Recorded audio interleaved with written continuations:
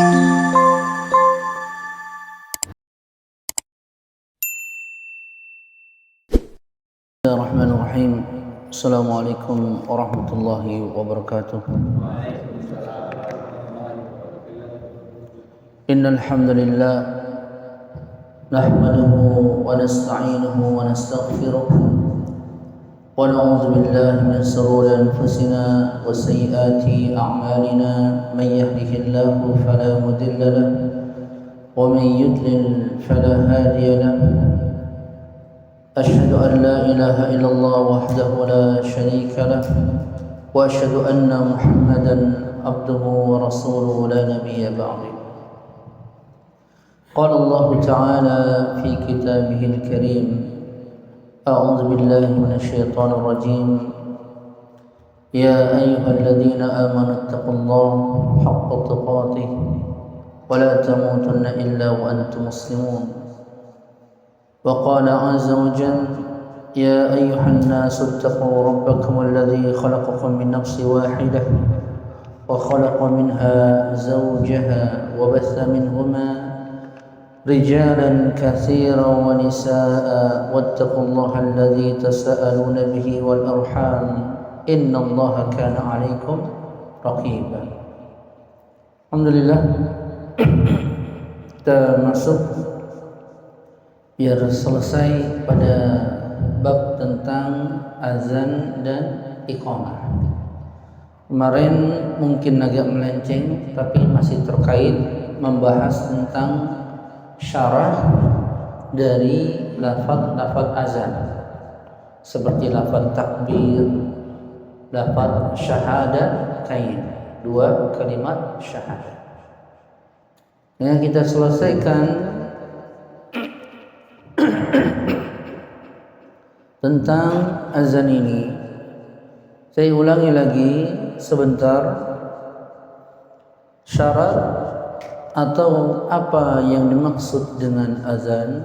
Azan itu adalah pemberitahuan bahwa telah masuknya waktu salat dengan lafaz-lafaz tertentu semata-mata litaqarrub ilallah, semata-mata untuk mendekatkan diri kepada Allah. Yakni azan itu sendiri ibadah berarti. Azan itu sendiri berarti ibadah. Sehingga dia ditentukan oleh waktunya, kemudian ditentukan dengan lafaz-lafaznya, kemudian ditentukan juga dengan jumlahnya, ya. Maka tidak boleh diganti atau dirubah. Kemudian surutu sihhatil azan, syarat sahnya azan. Kalau dilihat dari sisi yang azan, muazzinnya adalah pertama Islam. Ya, Islam berarti orang yang bukan Islam, orang yang kafir atau orang yang murtad tidak sah azannya. Yang kedua, tamyiz atau berakal. Berarti orang yang nggak bisa membedakan mana yang baik mana yang buruk, atau tidak berakal disebabkan karena mabuk orang aja atau orang stres aja, maka tidak sah. Atau anak kecil yang belum bisa membedakan, belum tamyiz, juga tidak sah. Ya. Kemudian yang ketiga adalah az-zukur, laki-laki. Laki-laki, maka tidak sah azan dikumandangkan oleh seorang wanita, kecuali di tempat wanita itu sholat bersama mereka. Ya, kecuali di tempat seperti di pesantren asrama putri misalnya, ya kan? Semuanya kan wanita, boleh, tapi suaranya nggak boleh dikeluarkan. Ya, misalnya di sini mungkin suara dalam doang, sebelah nggak kedengeran, gitu. Nggak apa-apa, sebab suara wanita umumnya fitnah bagi lelaki. Beda kalau laki-laki mah. Kalau perempuan lemah gemulai, bisa menarik orang yang punya penyakit. Suaranya aja. Itu syarat bagi yang muazin. Kemudian bagi lafaz-lafaznya, bagi azan itu sendiri harus syaratnya apa? Tertib, berarti berurutan. Allahu akbar, asyhadu an la ilaha illallah, asyhadu an la ilaha illallah, berurutan. Enggak boleh kebalik-balik ke belakang. Berarti hayyal falah, hayyal shalah baru hayyal falah. Atau asyhadu anna muhammadar rasulullah baru asyhadu an la ilaha illallah. Enggak boleh, enggak sah. Ya. Enggak sah. Kemudian berkesinambungan terus menerus, nggak boleh putus, ya, tidak boleh putus, terus sampai selesai. Jadi kalau lagi azan, asyhadu an la ilaha illallah, ada telepon masuk, jawab dulu sampai 5 menit 10, maka harus ulang lagi, ya, nggak boleh, harus terus, jangan terputus, ya. Kemudian sahnya juga adalah raf'us sauti idza kana yu'azzinul jamaah, yaitu muazzinnya, yaitu suaranya diangkat, dikeraskan.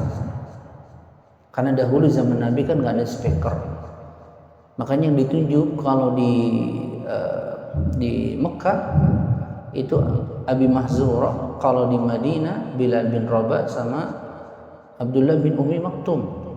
Tapi yang paling melengking suaranya keras Bilal bin Rabah, karena kuat, lantang suara, kuat dan lantang suaranya. Ya, kemudian yang terakhir syaratnya apa? Masuk waktu sholat. Berarti kalau azan belum masuk waktu sholat tidak sah, kecuali 2 waktu. Apa tuh? Sholat Jumat dan sholat subuh. Sholat Jumat azan pertama belum masuk waktunya, dan itu dilakukan pada zaman Khalifah Utsman bin Affan, setengah jam sebelum masuk waktu zuhur kalau Jumat azan. Dan itu menjadi sunnah, karena sunnah pada khulafaur rasyidin. Harusnya tuh kalau azan 2 kali seperti itu. Cuman kalau azan kita sekarang sudah masuk waktu sholat, jadi azan pertama, azan kedua cuman selisih, cuman kadang-kadang cuman 3 menit. Ya, kadang-kadang cuman 5 menit. Harusnya setengah jam sebelumnya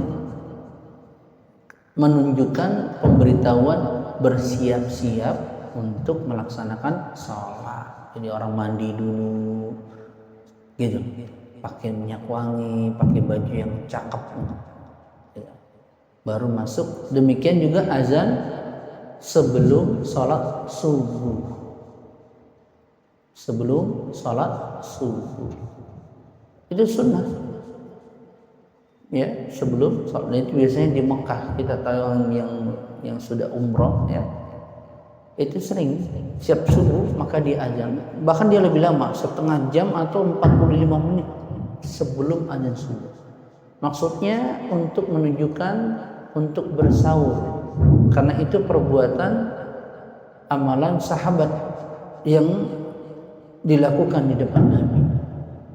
Di Abdullah bin Ummi Maktum azan, maka azannya Abdullah bin Ummi Maktum masuk waktu sahur, sedangkan Bilal bin Rabah masuk waktu subuh.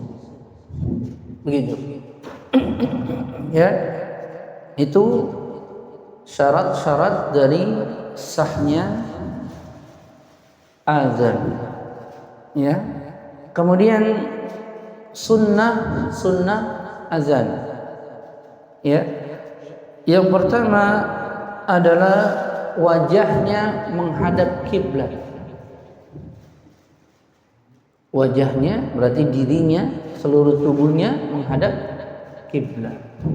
Tapi ini sunnah, perhatikan ya, ini sunnah, maknanya dikerjakan tentu dapat pahala, ditinggalkan tidak berdosa. Tapi ini sunnah, wajib atau harus diketahui bagi seorang muazzin. Yang kedua, hendaklah seseorang itu dalam keadaan suci dari hadas kecil dan besar. Maka kalau orang azan biasanya berwudu dahulu. Suci dari hadas hadas kecil dan besar.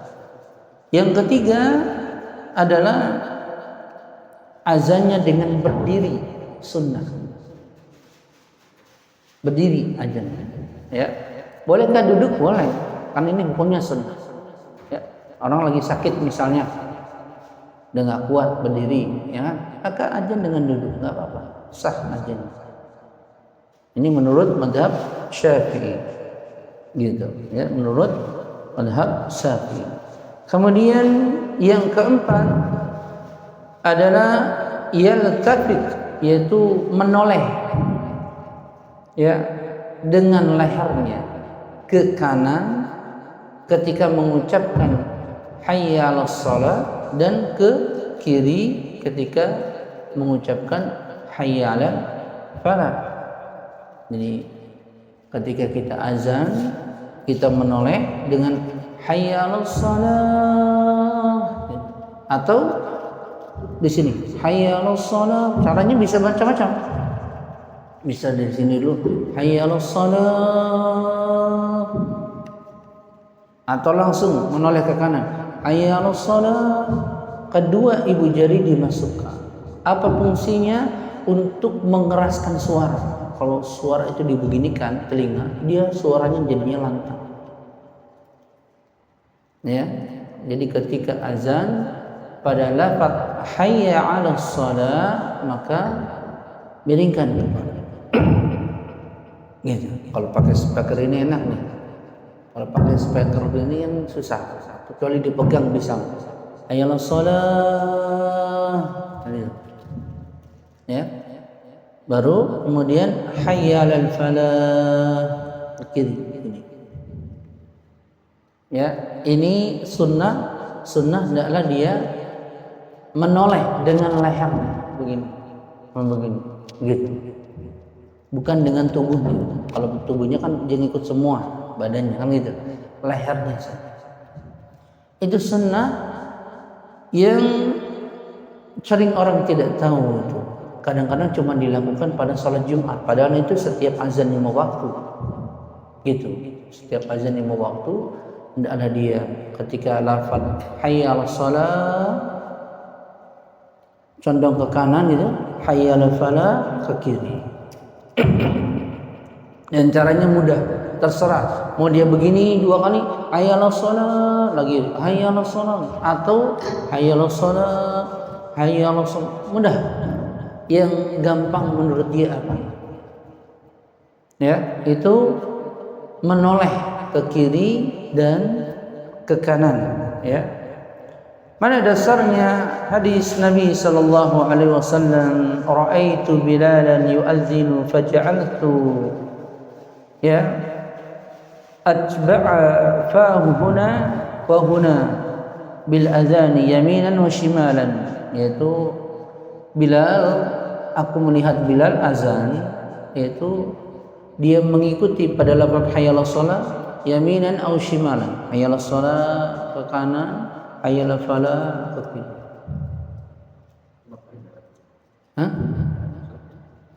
Itu tujuannya dahulu karena nggak ada speaker, suaranya biar menyebar. Kan kalau ngomong di depan doang, ini kan nggak kedengeran. Maka Bilal karena suaranya melengking, maka dia hayya 'alas shalah, dengeran. Jadi suara itu merata di seluruhnya, dan itu menjadi sunnah takririyah. Begitu. Tapi nggak dikerjakan nggak apa-apa, maksudnya ya azan lurus saja, karena sudah ada speaker. Ya. Tapi kalau mau bagus nggak apa-apa, karena dapat pahala mengikuti sunnah. Gitu. Ya. Ya. Kemudian ayyurattala kalimatil azan, yaitu kalau azan itu dengan rotal. Rotal itu maksudnya dengan tahqiq, dengan pelan-pelan, perlahan. Allahu akbar,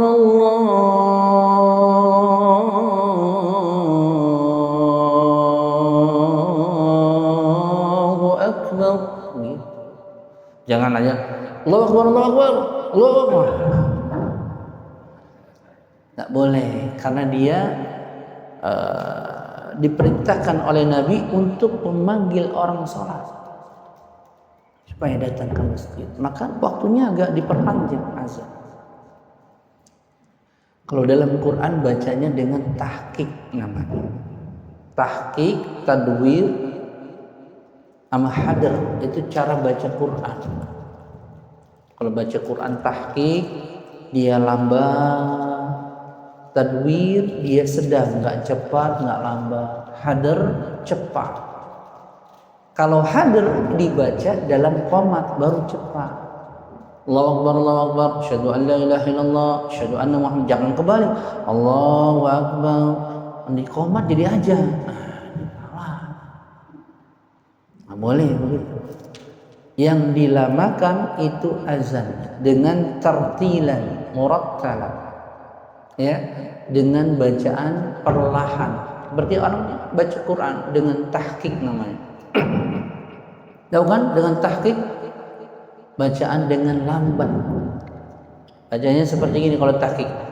Alhamdulillahi rabbil alamin. Itu tahqiq. Lambat ya. Ar-Rahmanir Rahim. Nanti cepat. Alhamdulillahi rabbil alamin. Karena kecepatan. Kalau dalam tahqiq itu dipakai dalam pembelajaran baca Quran. Orang-orang belum bisa mulutnya rapi makhrajnya, sifatnya, maka cara bacanya dengan cepat, bacaan dengan lambat, tahqiq. Kalau tadwir dibaca dalam sholat 5 waktu, imam itu harus baca dengan tadwir, enggak cepat, enggak lambat. Gitu. Kayak tadi saya baca itu bacaan dengan tadwir. Alhamdulillahi rabbil alamin, Ar-Rahmanir Rahim. Itu enggak cepat, enggak lambat. Nanti kalau yang cepat namanya hadr. Alhamdulillahi rabbil alamin, Ar-Rahmanir Rahim, Maliki yaumiddin, iyyaka na'budu wa iyyaka nasta'in, ihdinas siratal mustaqim. Tapi suaranya juga harus jelas. Enggak boleh cepatnya. Nah, itu enggak boleh itu. Itu nggak sah salat begitu. Mana makhrajnya, hurufnya apa yang dibaca. Jadi cepat-cepatnya orang dengan baca Quran, suaranya tetap dia mengetahui huruf-hurufnya jelas. Tapi jarang orang yang baca cepat begitu, kecuali pada salat tarawih. Cuman kadang-kadang kebablasan, jadi salatnya secepat kilat. Cuman kejar rakaat doang, nggak ada tumaknina, bacaannya nggak tartil ya. Jadi azan itu dengan murattalan, dengan tahqiq pelan-pelan. Allahu Akbar, Allahu Akbar, gitu. Allahu Akbar, Allahu Akbar, begitu. Saya dulu sebelum jadi imam disuruh guru ajar Jumatan 5 tahun. Kalau Jumatan masih sekolah dicari aja, suruh di sebelah khotib, sebelah imam, duduk aja. Terhabis pengumuman suruh aja aja. 5 tahun setiap Jumatan gitu. Jadi tahu ya. Itu sunnah yang kelima, yakni dengan tahqiq pelan-pelan gitu. Iya, suaranya harus nggak boleh ngomong apa. Harus lafadznya jelas. Tadi bahasa Arab itu nggak mesti nadanya bagus, azan terutama. Yang penting suaranya nyaring, lantang, terdengar huruf-hurufnya. Jangan kayak orang ngigau. Itu. Jadi dilepas aja, mau suaranya cempreng nggak apa-apa. Yang penting tadi bacanya dengan pelan, nggak mesti dengan nada. Azan itu nggak, yang penting suaranya lantang. Allahu Akbar, Allahu Akbar, nggak apa-apa, nggak ada masalah. Allahu Akbar, Allah. Akbar, ada masalah. Begitu. Ya itu bahasanya nggak apa-apa. Nggak mesti harus ada nada. Karena yang ditekankan dalam azan itu suaranya lantang, keras. Baru nada itu nanti belakangan. Gitu. Kemudian sunnah berikutnya adalah at-tarji' bil azan. Nah, ini sunnah yang sudah dilupakan. At-tarji' bil azan. Yakni kalau dalam riwayat azan itu ada dua. Ini perhatikan.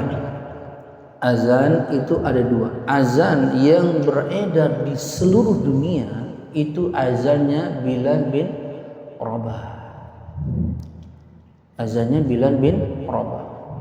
Nanti ada namanya azan Abi Mahdzura. Dia azannya berbedanya di mana? Berbedanya pada syahadatain. Jadi dia dibacanya 4 kali, 2 masing-masing. Jadi baca yang pertama dengan suara lirik. Ketika Allahu Akbar, Allahu Akbar, Allahu Akbar, Allahu Akbar, asyhadu. Suaranya lirik. Asyhadu an la ilaha illallah. Asyhadu an la ilaha illallah, asyhadu anna Muhammadar Rasulullah, asyhadu anna Muhammad. Baru itu. Yang kedua dilantangkan, asyhadu an la ilaha illallah, begitu. Itu namanya tarji. Ini sunnah yang ditinggalkan. Orang udah nggak tahu nih. Itu diajarkan oleh Nabi. Jadi azan yang pertama misalnya Allahu Akbar, Allahu Akbar, Allahu Akbar, Allahu Akbar. Itu lantang. Baru kita kalau azan Abi Mahdzura, asyhadu an la ilaha illallah, asyhadu an la ilaha illallah, asyhadu anna Muhammadar Rasulullah, asyhadu anna Muhammadar Rasulullah. Baru asyhadu an la ilaha illallah. Begitu. Itu namanya tarji. Kalau mengikuti azan Abi Mahdzura. Ini orang kaum muslimin udah nggak ngerti yang ini nih. Ini sunnah Nabi yang ditinggalkan oleh kaum muslimin. Nggak tahu. Hah? Iya, harusnya kita hidupkan ini. Sunnah itu dimanapun kita berada, kalau kita sanggup kita hidupkan. Sunnah Nabi. Kata Nabi sallallahu alaihi wasallam, "Man ahya sunnati faqad ahabbani wa man ahabbani kana ma'i fil jannah." Barang siapa yang menghidupkan sunnahku, maka sungguh dia telah cinta kepada aku. Barang siapa yang cinta kepadaku, maka dia bersamaku di dalam surga. Itu sunnah. Ya.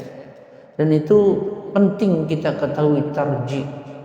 Ya, penting kita ketahui tarji. Jadi yang pertama dengan sir, 2 syahadatainnya disirkan, baru berikutnya dikeraskan, dijaharkan. Jadi nanti Pak Dul bisa ajan begitu sesekali, enggak apa-apa, dan itu mendapatkan pahala. Nggak usah. Atau siapapun yang mau menghidupkan sunnah, ya, siapapun yang ingin menghidupkan sunnah, jelas nggak nih? Ya, apa namanya itu? At-tarji'. Tarji' itu rajja'a yurajji'u, tarji' itu mengulang. Ya, mengulang. Itulah yang bedakan dengan azan Bilal bin Rabah. Ini azan yang pengulangan, ini namanya azan Abi Mahdzura. Jadi dalam mengamalkan sunnah itu hendaklah semua diamalkan, jangan ditinggalkan. Seperti bacaan, contoh bacaan istiftah. Bacaan istiftah itu banyak. Orang cuma taunya inna salati wa nasam gitu. Padahal doa istiftah itu banyak. Nabi ajarkan hampir ada 10 riwayat. Maka yang paling sempurna kata para ulama, orang mengamalkan semuanya. Bagaimana cara mengamalkan? Satu waktu hari ini 2 iftitah yang A, besok atau minggu depan 2 iftitah yang B, begitu. Sehingga semua sunnah dia hidupkan. Demikian juga orang ketika ruku dan sujud. Ketika ruku bacaannya ada beberapa macam Nabi ajarkan, bukan cuma subhana rabbiyal azim, bukan. Ada beberapa bacaan. Sekali-kali nanti baca ini, sehingga sunnah seluruhnya diamalkan, begitu. Itu para ulama menjelaskan, sehingga kita tidak lupa dari ajaran-ajaran Nabi. Ya, tapi sudah jarang begitu. Orang baca cuman subhana rabbiyal azim, subhana rabbiyal a'la. Ya, jelas nggak nih? Kemudian sunnah berikutnya adalah at-taswib fi azan as-subhi. Taswib itu yaitu mengucapkan lafaz as-salatu khairum minan naum. Tadi pada azan subuh kan 2 kali azan. Azan yang pertama tidak ada at-taswib. Azan sebelum masuk waktu sholat subuh. Azan yang kedua lah yang menggunakan as-salatu khairum minan naum. Ya, as-salatu khairum minan naum. Taswib. Ya, setelah membaca hayya 'alal falah, ya, baru baca as-salatu khairum minan naum 2 kali, marrataini, 2 kali, gitu, ya. Kemudian sunnah berikutnya adalah sayyan hasanus saut. Nah, ini yaitu suaranya tinggi tapi bagus. Ini sunnah saja tadi. Jadi adalah orang yang jadi muazin yang suaranya bagus tapi lafadznya jelas. Ya, lafadznya jelas. Tadi kalau mau bagus tadi Allahu akbar, Allahu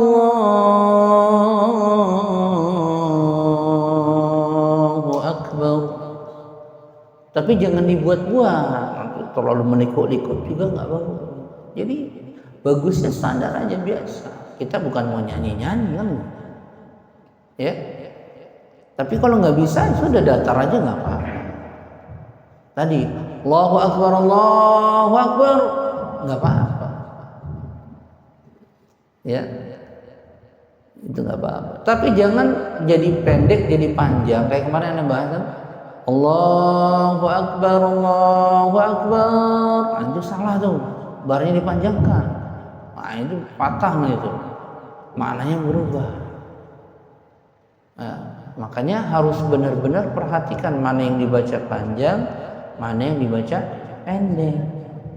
Jangan pendek jadi panjang, panjang jadi pendek. Nah, ini nggak boleh. Dan itu merubah makna karena kita melafazkan dalam bahasa Arab. Ya, ini penting. Ya. Jadi suara yang bagus itu sunnah. Suara yang bagus itu sunnah. Gitu, itu sunnah. Ya. Kemudian sunnah yang berikutnya adalah hendaklah seorang muazin itu seorang yang adalah. Nah, ini penting. Ini dalam mazhab Syafi'i, ya. Yang adalah bil khuluq bil adl, itu akhlaknya baik. Jangan tukang ajan, tukang mabuk. Gitu maksudnya. Atau habis ajan enggak pernah sholat, habis ajan qomat keluar. Yang sholat siapa, yang ajan siapa, kan gitu. Ada nggak begitu? Ada, zaman sunnah. Ajannya rajin, tapi nggak sholat. Ajannya rajin, tapi suka caci maki orang. Kalau ketemu, wah mulutnya kotor gitu bahasa. Maka kalau dalam mazhab Syafi'i nggak boleh yang seperti ini jadi muazin. Hendaklah orang yang jadi muazin adalah orang yang dikenal dengan akhlak yang baik, dengan adalah. Adalah itu sifat yang dia memiliki kewaraan, wara', sifat wara'. Ngerti nggak wara'? Wara' itu sifat hati-hati. Dia tidak menjatuhkan dirinya dalam perkara-perkara yang haram. apalagi perkara yang sia-sia, itu waro. Yang sia-sia aja nggak mau, apalagi yang haram gitu. Waro. Dan seorang muazin, karena dia mengumandangkan azan, memanggil orang, dan itu seruan yang agung. Maka kalau yang memanggil orang tukang mabuk, tukang zina, tukang caci maki orang, ini nggak bagus. Meskipun itu tetap sah azannya, karena ini hukumnya sunnah. Kalau menurut mazhab Syafi'i, hendaklah seorang muazin seorang yang dikenal dengan akhlak yang baik, adab yang baik, dia wara, dia menjaga dirinya dari dosa-dosa besar, gitu. Dia menjaga dirinya dari dosa-dosa besar, dan dia orang yang bertakwa, beriman. Ya, ini penting nih, karena sebagian tempat orang muazin tidak mencerminkan dengan muazinnya Ahmad. Akhirnya ketika di luar masjid, di mushola, ya, mulutnya tidak bisa dijaga, caci maki orang, ya, atau suka mabuk, ya, atau cuman habis ajan udah gitu nggak sholat, itu kan orang fasik namanya. Dalam Islam itu tingkatan predikat seseorang itu pertama mukmin, fasik, kafir. Mukmin, fasik, kafir. Mukmin orang yang beriman, bertakwa, sempurna iman. Maka rata-rata persaksian yang jadi saksi gitu ya, dalam semua perkara pasti dia harus syaratnya seorang yang mukmin. Fasik adalah orang mukmin tetapi melakukan perbuatan kemaksiatan. Fasik namanya. Orang fasik. Iya, dia taat tapi mabuk juga, kadang-kadang taat tapi kadang-kadang zina juga. Dia taat kadang-kadang tapi kadang-kadang juga nggak sholat. Itu orang fasik. Tetap dikatakan muslim. Tapi imannya lemah. Imannya lemah. Beda dengan orang yang mukmin sempurna. Kalau fasik dikenal dengan kebiasaan melakukan kemaksiatan dari perkara-perkara dosa-dosa besar seperti mabuk, main judi, zina, gitu ya. Itu fasik. Tapi dia tetap muslim, sholatnya rajin. Ada nggak begitu? Sholat rajin tapi mabuk juga rajin. Namanya STM gitu, sholat terus maksiat jalan. Ada zaman kita, ada. Nggak ada masalah sebetulnya kalau dia mau merubahnya. Karena zaman kita sekarang susah untuk merubah langsung, sulit karena godaan banyak. Minimal jangan tinggalkan sholat meskipun dia masih maksiat. Mudah-mudahan dengan sholatnya akan pada ujungnya nanti akan menutup diri dari maksiatnya daripada tinggalkan sholat. Begitu menimbangnya. Tapi kebanyakan kalau pada mazhab Syafi'i, orang yang fasik nggak boleh jadi imam, nggak boleh azan. Mazhab Syafi'i itu gas, nggak boleh jadi saksi. Saksi nikah, apalagi saksi di pengadilan, nggak bisa. Oleh karena itu, di sini pada mazhab Syafi'i hendaklah seseorang yang menjadi muazin itu diketahui atau kita mengenalnya dengan akhlak yang baik, akhlak yang mulia. Berarti menunjukkan seorang yang biasa muazin hendaklah dia memperindah dengan budi pekertinya. Begitu.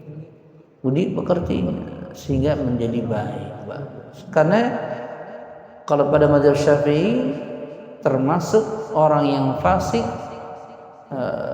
tidak dibolehkan untuk jadi muazin meskipun hukumnya hanya sunnah, karena dia menyerukan orang sholat. Ya, jelas ini Pak?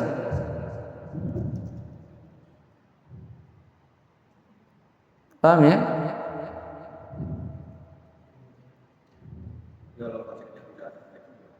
Hah?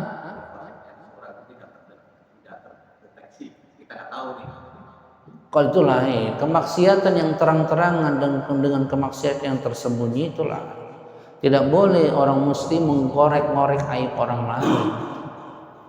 Misalnya dia ngintip-ngintip di rumahnya, ngapain tuh dia? Wah, ternyata mabuk, nggak boleh. Meskipun mabuk gitu ya, nggak boleh. Kalau misalnya kita sebagai DKM, ada kemudian yang fisik kayak gitu tuh, kita nggak tahu nih sebagai DKM itu gimana? Nggak apa-apa. Kan orang yang fasik jadi imam saja sah, nggak apa-apa.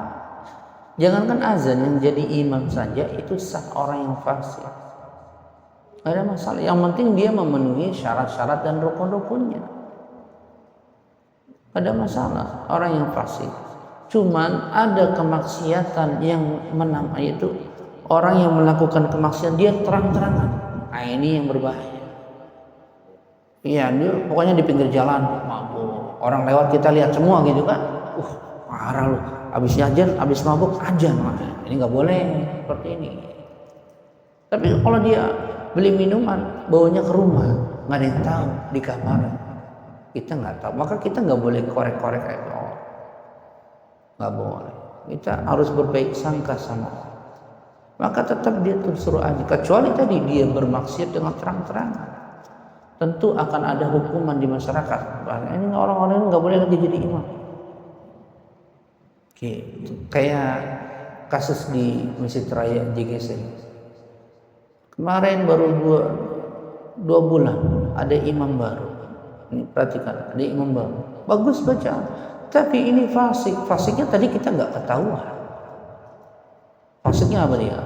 Tukang tipu, minjemin duit, minjem sini, semua dipinjemin. Argumennya alasannya saya nggak punya duit, saya mau macam-macam lah. Tapi minjem bukan satu orang, semua jemaah dipinjem. Itu kan jadi modus tuh kalau begitu, ya kan? Kalau orang minjem biasa satu orang karena sudah terpenuhi sudah dong, engkau pinjam lagi sini, udah dapat, pinjam lagi sini, dapat. Alasannya sama. Akhirnya semua jemaah ngomong ke DKM, ketahuan, wah, repot. Langsung dipecat jadinya. Kamu keluar, itu Tegal. Sebelum lagi imam ada lagi. Imam kita nggak tahu nih imam, suaranya cakep juga. Imam, ternyata tiap tengah malam main judi online. Anak muda, suaranya cakep, main judi. Kenapa bisa ketahuan? Gara-gara kesiangan mulu salat subuhnya. Padahal tugasnya dia jadi imam. Diceklah sama DKM. Cek. Ditanya langsung diwani, kenapa nih ada begini? Wah, dia mau saya main judi online. Langsung dicap. Fasik, meskipun itu tidak terkait dengan imamnya, tapi dia menampakkan akhirnya kemaksiatan itu nggak boleh. Gitu, ya nggak boleh. Akhirnya nggak kepake dua orang ini. Padahal bagus banget. Satu tukang tipu, gaya hidup pengen punya duit banyak kan, padahal sudah digaji sama masjid, ya kan? Satu tukang judi online, anak muda tuh dulu. Tapi bukan bawaan saya, jamaah apa DKM yang lain bawa, jadi saya nggak ikut campur. Gitu. Kalau yang saya bawa, alhamdulillah nggak ada yang begitu. Gitu. Ya, jadi kefasikan, kemaksiatan itu ketika sudah mulai ditampakkan, maka ada konsekuensinya. Kalau dia seorang imam nggak boleh jadi imam lagi. Contoh, kita nggak sampai sini loh. Imam kita sebelum fasik nggak? Fasik nggak? Dan itu menampakkan kefasikannya. Benar tidak? Semua tahu. Nah, itu ketika itu maka akhirnya kan kita gundah-gulana, nggak bagus nih kalau dipertahankan. Karena sudah terang-terangan melakukan kemaksiatan, bahkan memaksa, kan gitu, ya kan? Bahkan ngambil kotaknya, ngitung sendiri kan gitu. Dan itu terang-terangan, itu falsi. Nggak bisa seperti itu dipertahankan. Ya, beda kalau orang melakukan kemaksiatan dengan sembunyi-sembunyi. Maka kita tetap mempersilahkan dia misalnya jadi muazin atau jadi imam, nggak apa-apa, karena tidak diketahui. Tapi ketika sudah tahu jelas nyata tidak lagi keraguan, maka ketika itu diganti. atau minimal ditegur dulu lah, kamu kalau begini lagi masih nggak berubah, saya keluarkan gitu. Ya, begitulah. Jadi kefasikan itu hampir mayoritas para ulama mengatakan kalau dia menampakkan kefasikannya itu kemaksiatannya, dia tidak akan diterima jadi imam, jadi persaksian, nggak diterima. Jadi wali saksi aja, wali nikahnya nggak boleh. Gitu. Karena fasik, terkenal dengan fasiknya, terkenal dengan kemaksiatannya. Makanya saya suka kalau kadang-kadang lewat ada orang udah tua di tempat saya nih, mabuk. Itu pinggir jalan, udah tua, udah seumur padu, oh masih joget-joget sambil minum. Kasihan saya, terang-terangan kemaksiatan, dilihat sama anak-anak muda. Kasihan, sedih. Udah tua, mau amal solehnya apa, miskin juga gitu. Kalau kaya mending kan gitu. Miskin juga, nggak pernah sholat. Kalau dapat duit sebentar nanti main perempuan, kalau enggak mabuk. Itu di tempat saya banyak kan begitu Pak Jalan. Ya, sudah susah di dunia, susah di akhirat. Susah di dunia, susah di akhirat. Gitu. Jelas ya? Ada lagi yang mau tanyakan? Ya.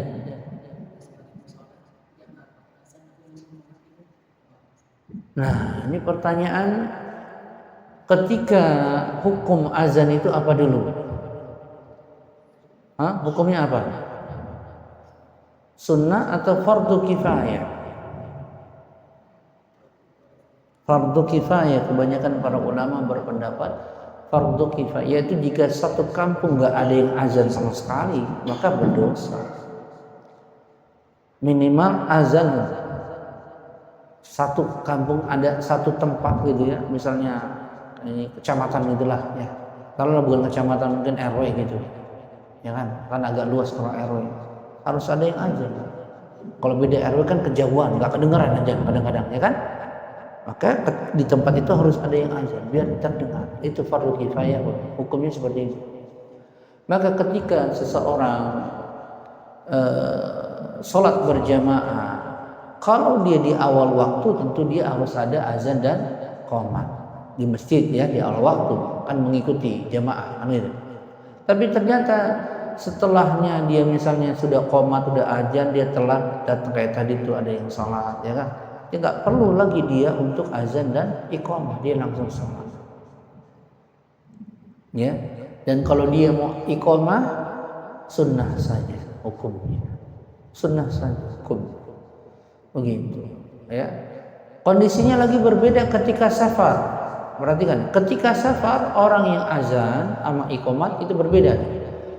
Azannya sekali, misalnya nih sholat zuhur dan asar, dia safar, maka azannya pada waktu zuhur, dia jamak kan gitu kan, entah jamak takdim atau jamak takhir. Tapi qomatnya 2 kali, jadi azan sekali untuk 2 sholat. Setelah sholat zuhur dulu salam, sebelum sholat zuhur qomat dulu, baru salam, kemudian mau sholat asar qomat lagi, baru salam. Azannya sekali ketika dia safar. Masuk waktu maghrib dan isya, azan lagi sekali. Karena kan kalau jamak minimal 2 sholat, ya, gitu. Itu kalau dalam keadaan safar, Jelas nggak ini Pak?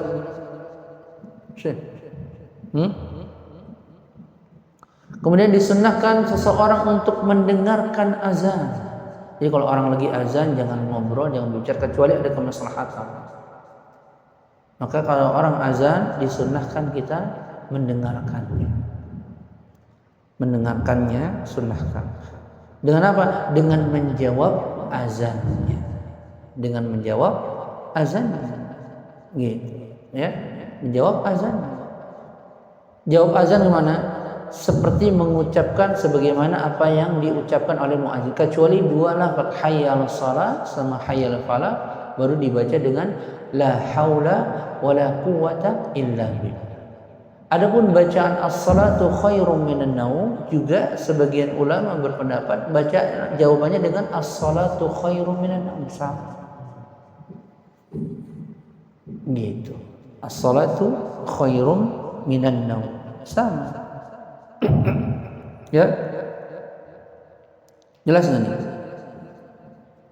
Paham ya? Kemudian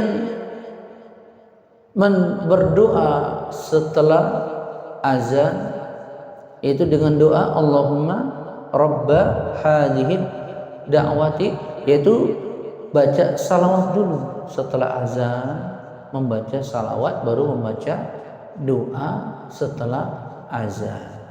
Gitu, setelah azan. Jadi baca salawat dulu, ya. Ini sunnah azan, ya. Dia baca salawat baru kemudian dia membaca dengan Allahumma rabba hadhihi ad-da'wati tamma was-salatil qa'imah ati Muhammadan wasilata wal fadila wa ba'athul maqama mahmudan alladhi wa'addah. Apa situ doa? Ada tambahan innaka la tukhliful mi'ad. Itu dalam riwayat yang lain, tapi itu diperselisihkan hadisnya. Tapi minimalnya wa'addah sampai situ.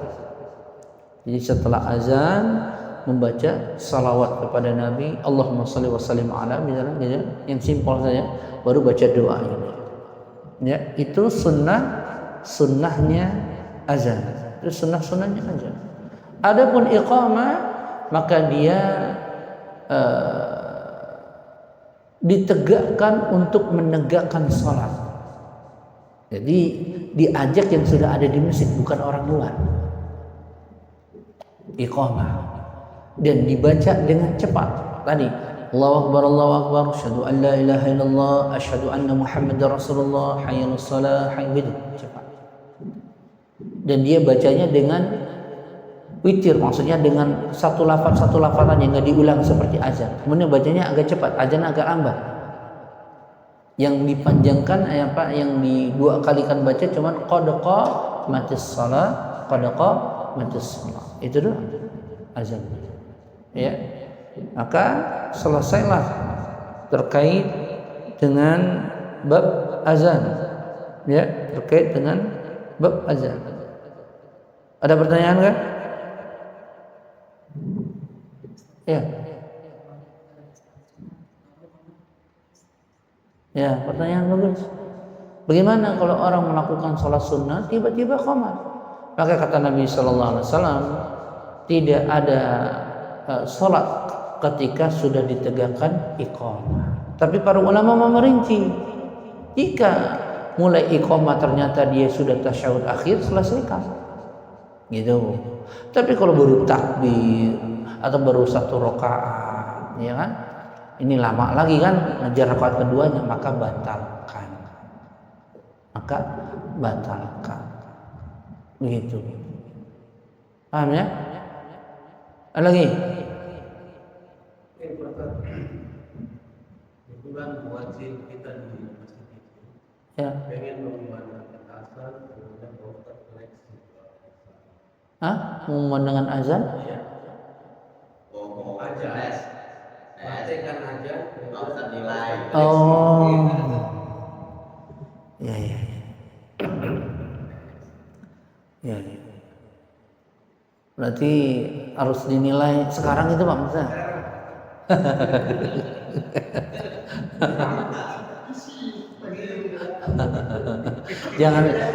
jangan banyak orang bagusnya mah.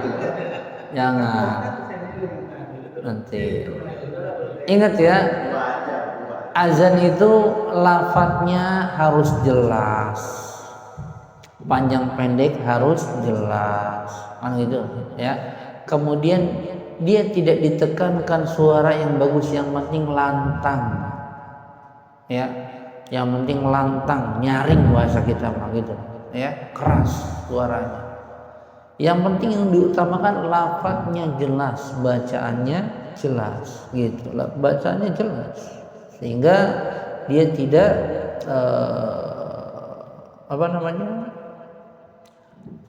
tidak bacanya dengan suara yang tadi kayak orang ngigau, orang lagi kayak ngigau lagi tidur ya.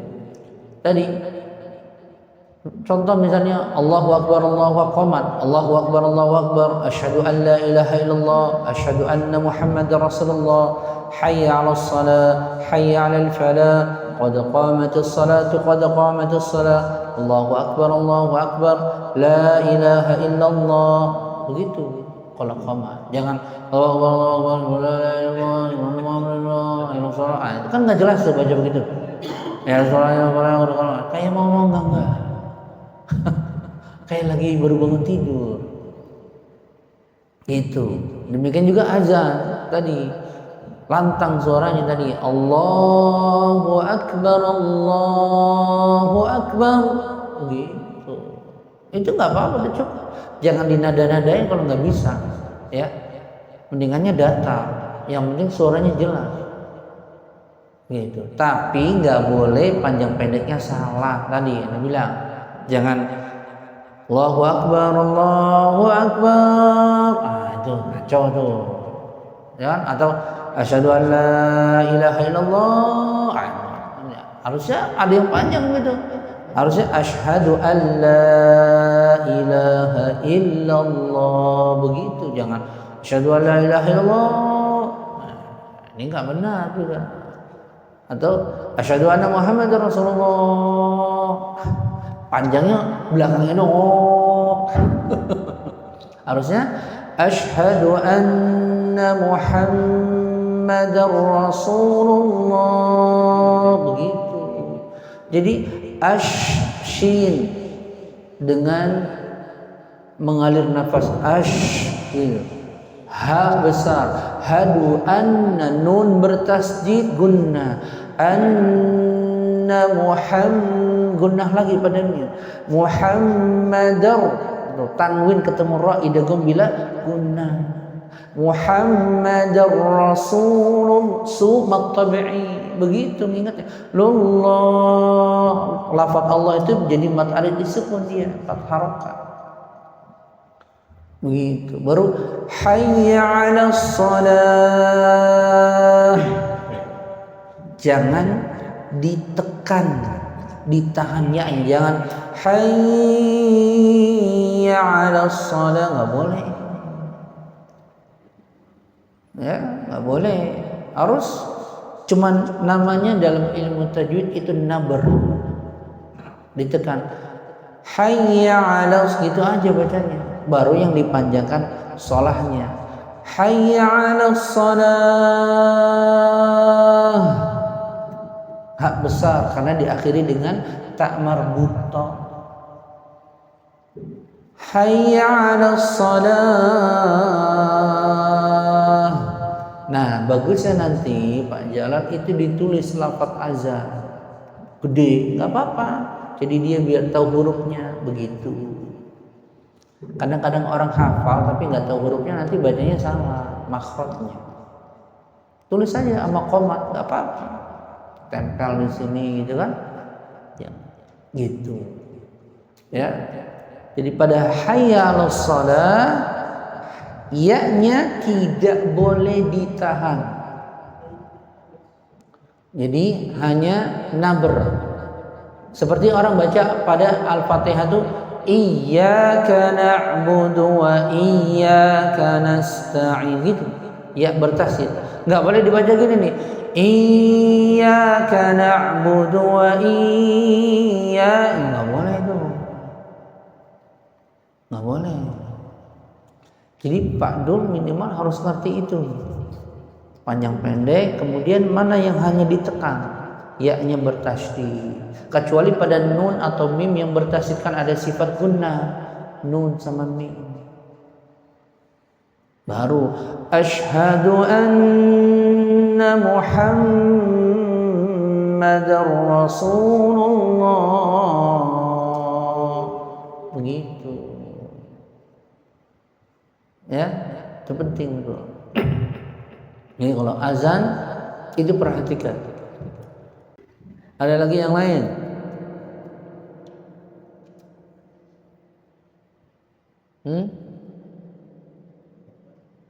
Tapi saya berharap azan itu bukan hanya untuk Pak Adul, semuanya harus bisa azan.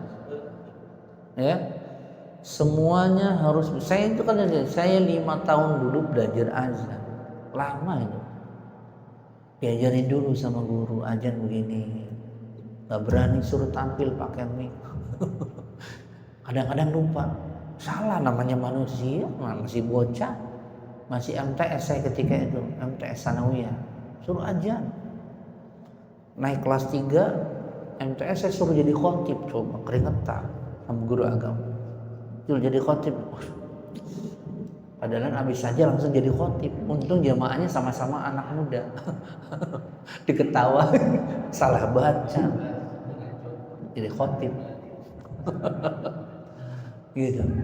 Tapi ya itu pengalaman. Akhirnya kita tahu nih jadi imam begini, muazin tuh begini. Jadi khotib apalagi, ya gitu.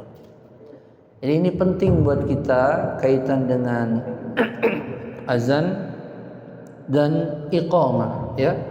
Azan dan iqamah, ya. Kalau azan dengan lambat, kalau iqamah dengan cepat, gitu ya.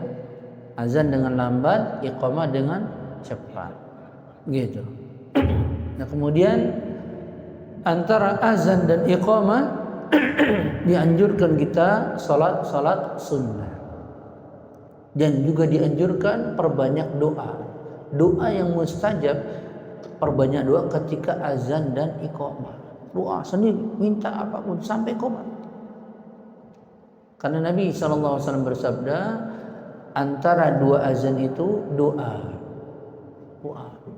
Apalagi ketika di Masjidil Haram, mantap, di tempat doa.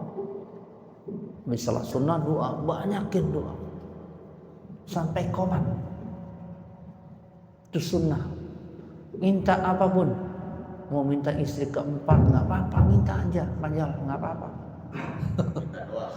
Iya, kalau siapa tahu dikabulkan, itu kan sah-sah saja. Urusan duniawi boleh, yang penting nggak boleh zina, kan gitu. Benar nggak?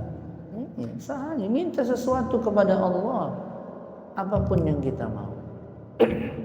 Ya, ada lagi, cukup ya? Yang mengenai tadi ya, kayak STMI tadi deh, lakukan bekerja terus itu kualitas sholatnya gimana? Kan saya pernah juga baca kalau orang itu sholatnya tidak terima sama 40 hari. Kalau orang apa? Obat. Minum. 40 hari ya katanya. Iya. Itu apakah sholatnya sia-sia atau gimana? Maksudnya itu tetap dia sholat tetapi tidak bernilai pahala di sisi Allah. Bukan berarti kemudian dia tinggalkan sholat, tetap sholat. Tidak punya pahala. Tapi kalau dia tinggalkan bisa kufur malah.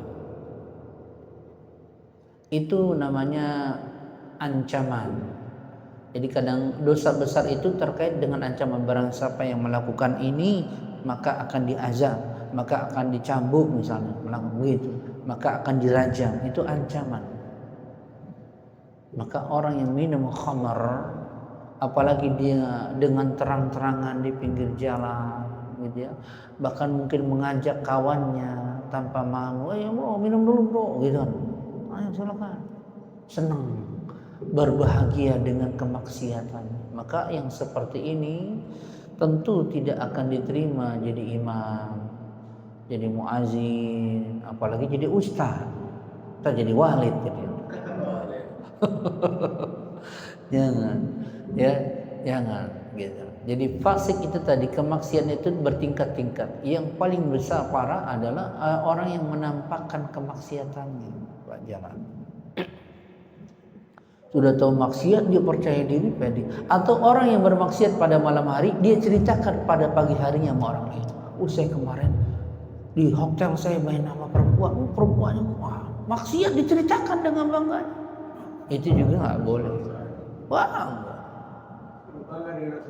iya itu bahaya yang seperti itu. Karena ada yang seperti itu. Allah tutupi maksiatnya, tapi dia sebar sendiri. Apalagi kalau kemudian yang paling parah menceritakan aib istrinya. Misalnya dalam hubungan dengan saya begini, oh nggak boleh itu. Wah nggak boleh itu, dosa besar.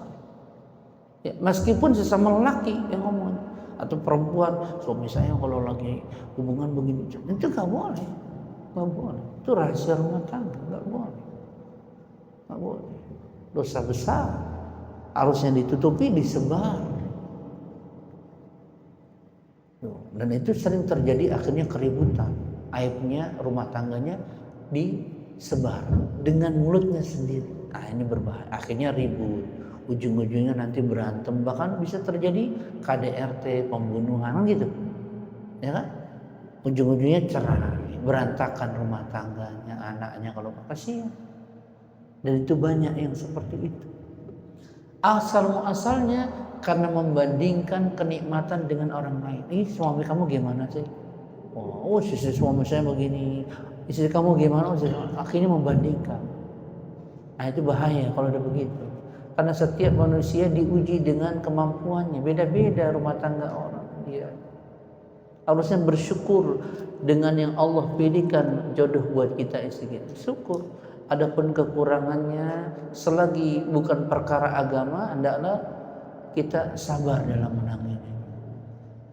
Jangan juga memukul, mencaci maki, apalagi sampai menceraikan. Jangan. Sabar. Dan saya sering didatangi kalau urusan rumah tangga itu, kadang datang ke rumah orang konsultasi rumah tangga. Ya, sering banget itu. Biarpun saya nggak tulis pelang konsultasi rumah ada, tapi kadang-kadang ada aja yang datang gitu. Berapa kali ketok-ketok, Assalamualaikum, siapa nih? Saya mau diskusi soal apa, rumah tangga. Saya bilang enaknya ente giliran susah ke anak gitu. Gitu. Itu sering saya seperti itu, Pak.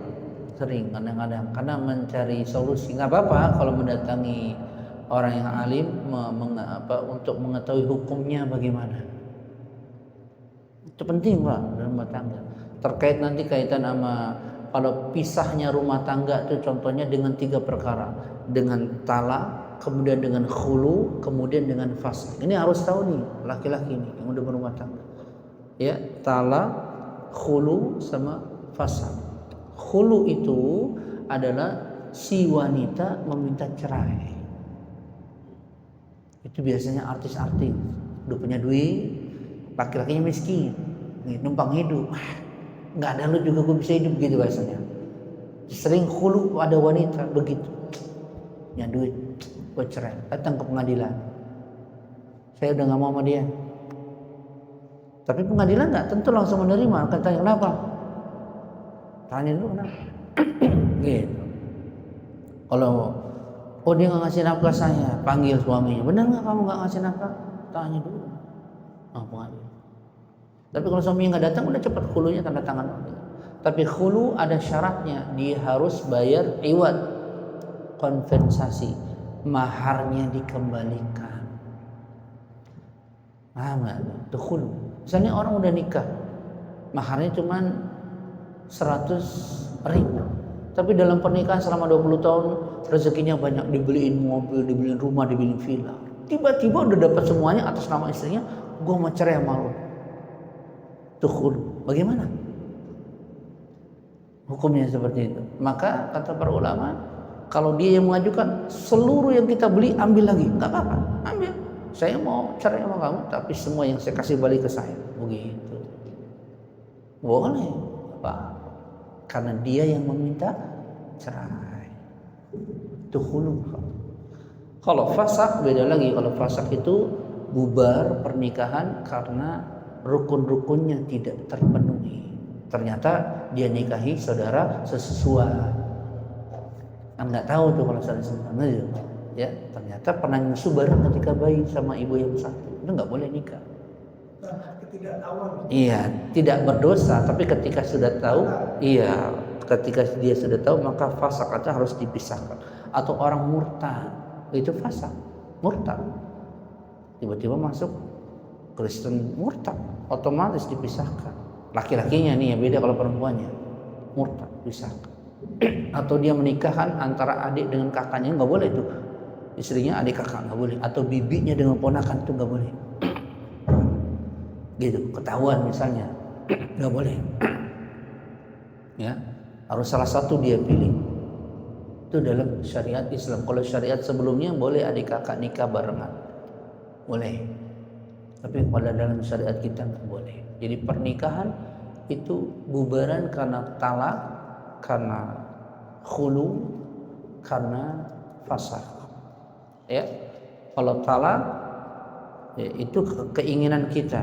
Baru nanti talak ada talak 1, 2, 3. Itu ada perinciannya. Talak juga nggak boleh dijatuhkan orang ketika masa haid wanita itu. Ada aturan. Khulu itu bebas kalau khulu, karena wanita mau dia haid mau suci, kalau misalnya dia saya mau cerai, diurus sendiri ke pengadilan gitu. Maka si lelaki kalau dia ngerti hukum khulu, dia minta maharnya balikan, wajib harus diberikan, karena yang minta cerai si perempuan. Tapi beda kalau lelakinya zolim, itu lain ya. Kalau zolim misalnya, maka pengadilan memaksa lelaki untuk menjatuhkan cerai, boleh. Misalnya lelaki di penjara nggak bisa nyari duit bertahun-tahun gitu, gimana?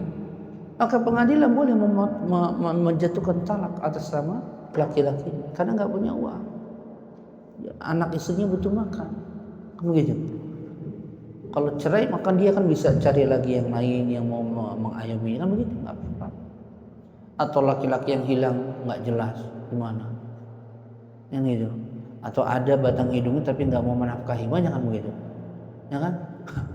Nggak menafkahi tapi nggak mau ceraikan juga, maka si istri boleh minta cerai, datang. Tapi itu bukan khulu, dipanggil, kamu harus ceraikan. Kalau nggak mau ceraikan nafkahi, kalau nggak mau saya jatuhkan talak. Itu punya hak hakim. Kalau dia nggak mau juga baru khulu, begitu. Tapi biasanya ditekan sama hakim, apalagi kalau sudah terjadi KDRT misalnya. Nah, itu hakim udah bertindak, nih ada visumnya, udah nggak bisa ngomong tuh, udah bubar, jatuh talak 1. Ini pentingnya kaitan dengan rumah tangga, itu penting juga. Masalah pernikahan, perceraian, khulu sama fasakh itu penting. Ya, penting. Termasuk masalah nafkah, bagaimana para ulama menafkahi seorang istri itu, dinafkahi apa aja, itu penting, itu dibahas loh. Patokannya bagaimana, gitu, itu penting. Ya, itu wajib diketahui bagi orang yang sudah berumah tangga, gitu, wajib itu. Karena itu untuk membina rumah tangga ya harus tahu itu. Kalau nggak tahu itu repot, ya repot nanti. Dia nggak tahu cerai, bentar-bentar marah, gue cerai lu. Ah, cerai nggak boleh itu, nggak boleh. Kalau bininya ngomong cerai mah nggak dianggap. Gue minta, udah saya cerai aja, nggak dianggap. Karena kalau cerai haknya suami, ya. Janda itu. Balik lagi kan. Ajan sepengetahuan ini kan Ustaz sampaikan untuk menutup waktu sholat. Iya. Tapi saya pernah dengar ada orang pada saat bencana dia azan. Apa ada dasar? Bencana ada tobat, ada kebakaran. Jadi azan. Ada, tidak deras banget gitu. Ada. Pertanyaan bagus, tapi saya belum tahu apakah itu ada dalilnya apa tidak. Itu butuh dalil yang memerintahkan apa azan. Kalau orang kesurupan, ya mungkin nih. Tapi kalau kebakaran, kemudian bencana itu butuh azan, saya nggak tahu. Nanti kalau di kebakaran aja belum selesai udah habis. Nah, itu butuh dalil. Saya belum mendapatkan dalilnya. Kalau ada yang tahu nggak apa-apa, kasih tahu saya. Ini dalilnya Ustaz, maka saya akan mengiyakannya. Gitu. Karena kita beragama butuh dalil, butuh nas. Ya, butuh dalil. Agama kita dibangun di atas ilmu, dalil. Nggak bisa orang ibadah, udah ibadah aja. Ya, bagaimana mau ibadah kalau nggak punya ilmu? Kan konyol. harus ada ilmunya. Azan aja ini dibahas oleh para ulama detail, ya kan? Ini belum sholatnya, kan gitu. Karena azan itu bagian dari ibadah, dia ibadah, gitu. Maka benar-benar harus diperhatikan, ya, benar-benar harus diperhatikan. Saya nggak tahu coba, mungkin nanti saya cari dulu dalam kitab-kitab para ulama, apakah disyariatkan ketika bencana alam atau kebakaran azan, ya. Itu perlu dilihat. Wallahu ta'ala a'lam. Ntar saya cek dulu lagi. Nih. Kalau pas hujan-hujan ya hujannya badai gitu, hujannya berbeda terus mengundang kayak muat bencana atau tsunami itu biasanya pada aja loh. Kamu Iya, tapi kalau ditanyakan dalilnya mana? Kalau bicara azan sih mau ada bencananya boleh-boleh saja, nggak dilarang. Lagi ada tsunami aja ya silakan, nggak ada yang larang. Tapi ketika amalan itu disandarkan kepada agama, ya disandarkan pada, maka dia harus ada hujjah dalil. Karena itu pertanggungjawaban dia dengan Allah nanti. Tidak boleh dia mensyariatkan suatu amalan yang tidak disyariatkan oleh Allah dan Nabi. Berarti itu lancang nanti. Dia mendahului Allah dan Nabi-Nya. Iya, lancang, berbahaya. Akhirnya nanti ngaco semuanya. Contoh, orang kalau disyariatkan, kenapa sholat Idul Fitri dan Idul Adha nggak ada azan, nggak ada qomat? Ya. Padahal azan dan iqamat itu masyru' disyariatkan, ya kan? Mengajak orang sholat Idul Fitri, sholat, bahkan ada ceramah. Kenapa nggak diazankan? Ayo, apa sebab? Jawabannya gimana? Kenapa? Simpel saja. Karena Nabi nggak pernah ngajarnya. Nggak didapati di riwayat satu pun salat Idul Fitri, Idul Adha itu azan dan qomat itu nggak ada riwayat.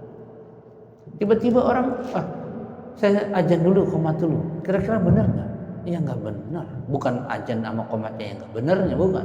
Tapi pada tempatnya salah. Salat tarawih, azan qomat lagi, bisa nggak begitu Pak Jala? Bisa, azan qomat bisa. Kita salat tarawih azan dulu, kan rokaatnya lebih banyak. Nggak ada satupun begitu. Jadi dalam beribadah kepada Allah harus didasari dengan dalil, dengan ilmu. Supaya apa? Supaya amal ibadah kita diterima di sisi Allah Subhanahu wa taala. Gitu. Nabi SAW bersabda dalam hadis riwayat Bukhari Muslim, "Man amila amalan laisa alaihi amruna fahuwa raddun." Barang siapa yang melakukan suatu amalan yang tidak pernah kami ajarkan kepadanya, tidak pernah kami contohkan kepadanya, maka amalan itu tertolak. Fahuwa raddun, maksudnya apa? Tidak diterima di sisi Allah. Sia-sia. Nggak diterima. Tegas Nabi mengatakan demikian. Allah berfirman dalam surah Al-Hujurat, "Ya ayyuhalladzina amanu la tuqaddimu baina yadayillahi wa rasulih." Kata Allah, wahai orang-orang yang beriman, la tuqaddimu baina yadayillahi wa, janganlah engkau mendahului Allah dan Rasulnya. Yakni janganlah engkau menyelisihi Allah dan Rasulnya dalam amalan apapun. Begitu kata Abdullah bin Mas'ud, Abdullah bin Abbas dalam menafsirkan ayat. Janganlah engkau menyelisihi Allah dan Rasulnya dalam setiap perintahnya. Gitu. Nabi dan Allah bilang A, dia bilang B. Kan gitu. Allah dan Nabinya bilang C, dia bilang D. Wah, itu menyelisihi. Allah berfirman lagi, "Fala wa rabbika la yu'minuna hatta yuhaqqimuka syajara fima bainahum thumma la yajidu fi anfusihim harajan mimma qadaita wa yusallimu taslima." Fala wa rabbika, kata Allah nih, ketahuilah, fala wa rabbika, demi Rabbmu tidak beriman mereka hatta yuhaqqimuka fima syajara bainahum, sampai mereka berhukum dengan apa yang engkau hukumi, yaitu apa yang Nabi sabdakan. Itu Allah menegaskan kepada para sahabat, tidak dikatakan engkau beriman kepadaku sampai engkau berhukum dengan apa yang ditetapkan oleh Rasulullah sallallahu alaihi wasallam. summa la yajidu fi anfusihim, kemudian dia tidak ada rasa berat dalam hatinya, wa yusallimu tasliman, dan dia taslim, tunduk setunduk-tunduknya dengan apa keputusan Rasulullah sallallahu alaihi wasallam.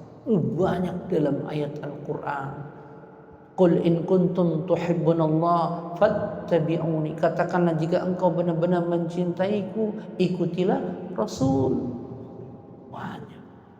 Ya, ini pentingnya kita memahami agama dengan dalil, dengan nas, maksudnya dengan Al-Quran dan Sunnah, tentu dengan penjelasan para ulama seperti yang kita bahas nih, masalah fikih. Jadi kita bisa menerapkannya dalam bermasyarakat, begitu. Ya, cukup ya. Insyaallah kita sambung lagi minggu depan. Mudah-mudahan minggu depan nanti kita bahas tentang kurban lah. Ya, karena kita mendekati kurban, biar ada pengetahuan tentang kurban. Meskipun kita nggak berkurban nggak apa-apa, ya, nggak ada masalah. Tapi ilmunya wajib kita ketahui, terutama apalagi bagi orang yang ingin berkurban. Ya, kita tutup dengan kafarat majelis. Subhanaka Allahumma wa bihamdika asyhadu an la ilaha illa anta astaghfiruka wa atubu ilaik. Wassalamualaikum warahmatullahi wabarakatuh.